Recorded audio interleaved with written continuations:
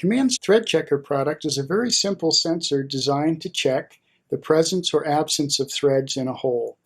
And to illustrate just how simple it is to use, we set up this display here with a sample of a Kaman Threadchecker. The electronics is here, and the probe is mounted over here above a series of samples of threaded holes and non-threaded holes. We also have a control box over here that will control this whole process. So just to show you how easy it is to use, first you connect the Threadchecker to a plus 24 volt power supply. You connect the sensor to the SMA connector on the front of the electronics. At that point, you simply push the teach button on the front of the Threadchecker. That puts it into calibrate mode, and you can see that by the flashing thread light on the electronics. You then insert the probe into a sample of a good threaded part.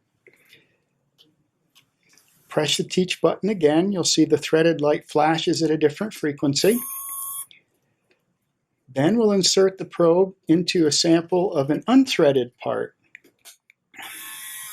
We'll press the teach button again, and the Threadchecker is completely calibrated and ready to use. And you can see that the switched output from the device has indicated that it's an unthreaded part right now. We'll now set the display into auto mode, and you can see as it goes around the turntable and checks the individual parts, the light on the device will indicate that if you're a threaded part, that one was threaded, this one was threaded. On this one here, there were no threads, and you can see that the output indicates the part is bad.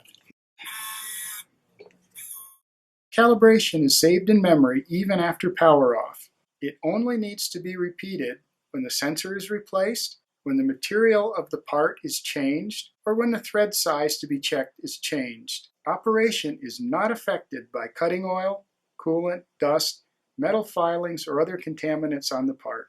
You can rest easy knowing your threaded parts are 100% inspected.